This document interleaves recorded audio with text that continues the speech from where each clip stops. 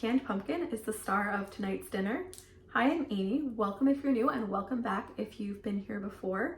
I love sharing different recipes, just kind of easier recipes with you all. And I thought I'd take you along while I make a pumpkin themed dinner. I love a good theme. Growing up as a kid, we had different themed parties sometimes, and my parents had a orange themed party, so we had orange decorations, orange food, orange like plates. Everything was orange and it was just so fun. And so I thought I would do just a very small scale of that today and just do 3 recipes that have pumpkin as the main ingredient. And I am curious, do you like sweet or savory pumpkin dishes? And just what are some of your favorite pumpkin dishes? I like both sweet and savory. I think pumpkin can be really good, especially with pasta. You can make like a pumpkin mac and cheese, pumpkin lasagna, anything like that. But first I'm making pumpkin butter. Starting with this recipe because it takes the longest to cook. It'll take about 20 minutes on the stove. But I got this recipe from Caroline Gellin. I'm probably mispronouncing her name, but she's a really great follow over on Instagram. She does like super unique recipes with not a ton of ingredients. So this recipe uses actual butter. So it's not just like pumpkin, it's actual butter. So I think the recipe won't be overpoweringly flavored with pumpkin. I think it'll just be kind of a hint of flavor, but we'll see how it tastes once I make it. Here are all of the ingredients. I was originally gonna have the recipe, but I just decided I would make it all, give some away to my family, and keep some in the freezer. So it's 2 sticks of butter, ginger, cloves, allspice, nutmeg, and cinnamon. You could probably use pumpkin spice instead, but this is what the recipe called for. Vanilla extract, pumpkin, and then some brown sugar.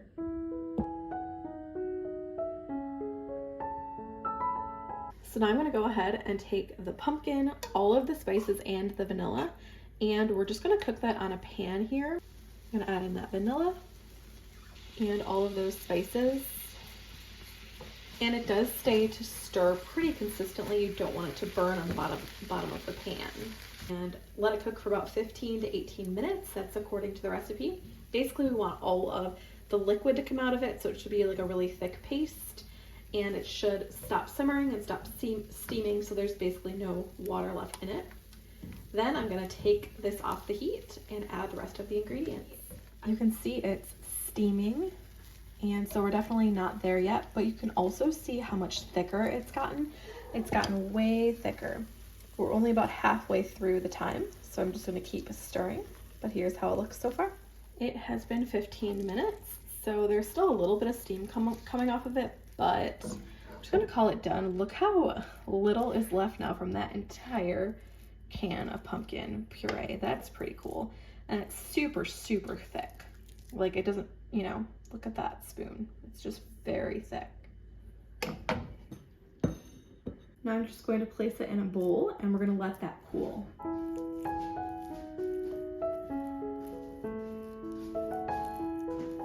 While the pumpkin's cooling, in a separate bowl, I'm gonna add in brown sugar, 2 sticks of butter.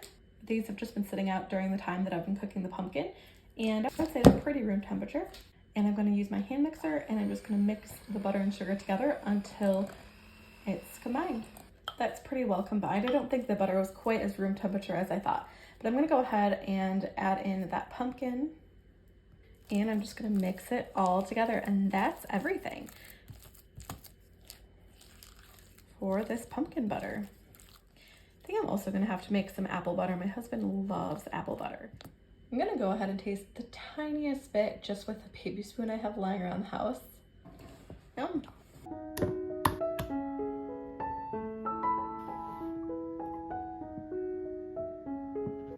Have you ever had the steamed milk at Starbucks? They sell it in all different kinds of flavors. I love it, and it is similar to what I'm making now. So it's just less sugar, less ingredients, and probably a little bit healthier because of that. But as a kid, I remember having like banana flavored milk, vanilla flavored milk, or of course chocolate milk. And I of course have hot chocolate and, you know, flavored milks still now, but this is gonna be a hot pumpkin steamed milk, and I can't wait to try this. Now we're gonna make the pumpkin spice milk, kind of like you'd get at Starbucks if you got like a steamed milk with pumpkin. and my 3-year-old is over here helping. Oops. Okay, good job. Good job. Now we're gonna add some pumpkin puree. I'm doubling the recipe so we get 2 drinks out of this. I figure my husband and I can split 1 1/2 and the girls can split the other half, so it'll kind of work out. We just won't get full drinks. We're doing about 10 tablespoons of pumpkin puree. Now we're gonna add in some maple syrup. Pumpkin pie spice is going in. I'm gonna whisk it together as it cooks on the stove. You could do this in the microwave, but I figure since I'm doing multiple drinks at once, I'll just do it on the stove. Once it's done and heated through, I'm gonna go ahead and add some vanilla extract. While that heats up over on the stove, I'm gonna go ahead and get started on the entree portion of dinner. And this recipe is so simple, but I make it over and over again. It's bagel French toast. So I know you know French toast with bread, but if you make it with bagels, it's so good. I think arguably it's better than using bread.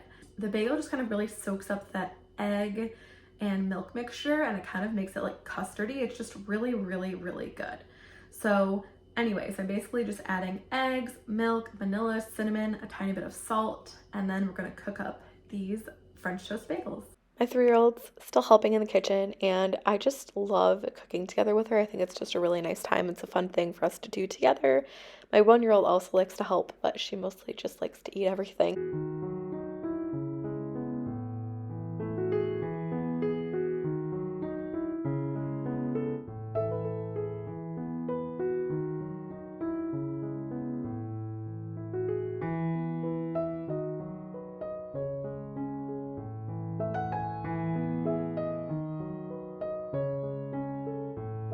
The pumpkin steamed milk is ready. I can't wait to give it a try.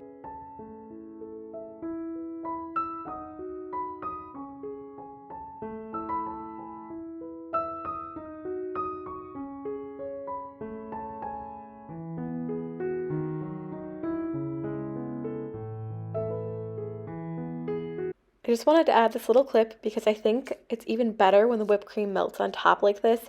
It gets kind of foamy. But anyways, let's move on to the French toast. So the egg, the wet mixture is ready to go. Now we're gonna go ahead and cook it up. Here are the bagels I used. They're pumpkin bagels. I've used regular as well. They're both really, really tasty. You could also use pumpkin pie spice instead of cinnamon in the wet mixture if you want it more pumpkin flavored. Now I'm gonna get started cooking the French toast. I think one of the most important things to do is to let the bagels or the bread, whatever you're using, in this case bagels, to let it soak in the liquid. That way the egg mixture kind of soaks like all the way through and it's more custardy. I feel like especially with bagels, since they're more dense, it's a very important step. But I'm just going to use butter, cook them up. I'll just kind of take them out of the pan, do another batch until I'm done with all of the bagels. But I am curious, do you like French toast, pancakes, or waffles the best? I was always a waffle girl. Like, waffles are my favorite.